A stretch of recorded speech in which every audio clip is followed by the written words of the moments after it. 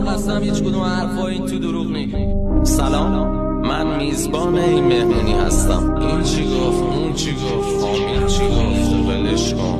همونا که بزرگ کردن شدن برام شد، من تو نشکستن از درک بیستم. میتونم جلو تیم بحثه رو بازش کنم، بی خودی گردن من انداز جون به جونت کنن پایین لولت. ولی خب آدما بد سیاه و بیرحمن، عاشق ترونم تو درد و سرما موندن و تکنم اصلا نمیشه پیش من نباشی. غیر امسال من یکم درگیرم، یکی که بنویسم از چشاش که منو تا ته دنیا میبره.